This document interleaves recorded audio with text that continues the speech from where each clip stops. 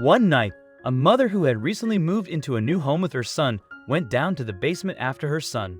To her shock, she found her son giving his teddy bear to a stranger. The mother, who was a widow, wondered how the man had ended up in their basement. After her husband Adam passed away from cancer 3 years ago, Heidi had to sell their old house because her job couldn't cover their expenses. She and her son Eric moved into a small house to make ends meet. Most of the time, the bills were piling up every month, especially since Eric had moved to a new school.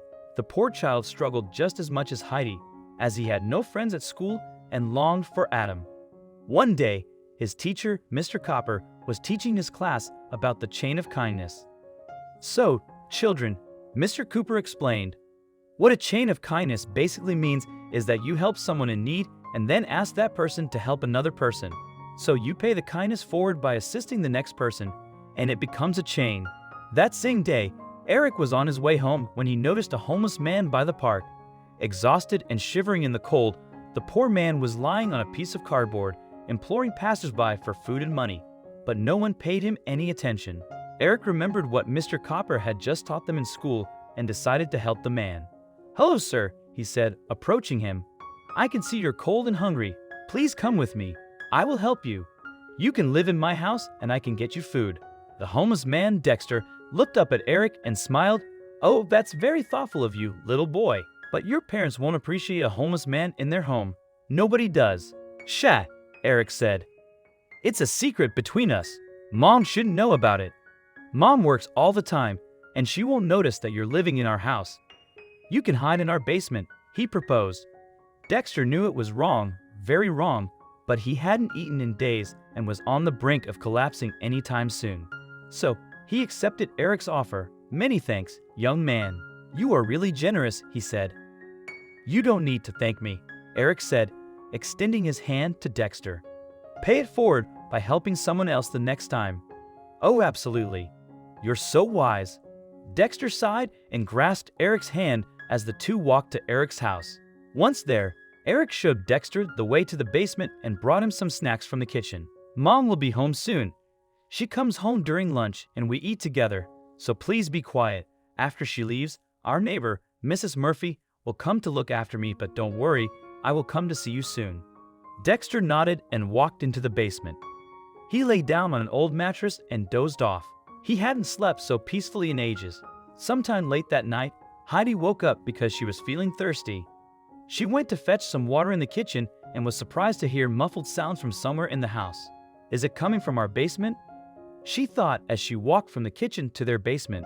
Suddenly, she noticed the basement door was open and she saw Eric descending the stairs. She followed him down the stairs to the basement. Then she saw her son giving his teddy bear to a stranger and she panicked. Also, if you've not done so already, please subscribe to our channel and click that notification bell to get inspired by these animal stories every day. Now, back to the story. "Good Lord, who the hell are you? Stay away from my son," she yelled and sprang towards Eric, yanking him away from the unknown man. "Stay right there and don't move. I'm going to call the cops right now." At that point, Eric spoke up. "Mom! No, wait, he's Dexter. He needed food and a place to sleep, so I brought him here." "What?" Heidi stared at Eric, dumbfounded. "Did you bring someone from the streets into our home? Are you out of your mind, Eric? What if he tried to hurt us?" "He wouldn't, Mom. Dexter is a nice man," Eric assured. "See, that's why I didn't tell you you were staying here. I knew you'd be mad at me. I came here to give him my teddy. When we first moved here, I was scared to sleep alone, but with my teddy, I didn't feel alone. I just didn't want Dexter to be scared." Heidi sighed in frustration. "Honey, you don't understand. We can't bring strangers home like this." "But Dexter is no stranger, Mom. Please, let him stay here. Please, please," Eric pleaded. He also told her what he'd learned about helping someone in need at school. Heidi couldn't decide whether or not to let Dexter stay, but then Dexter apologized and informed her about his awful health and how he would have fainted if Eric hadn't helped him.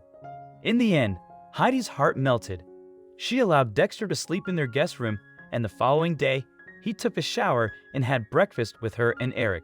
She gave him Adam's old clothes to wear. While eating breakfast, Dexter shared he was looking for a job.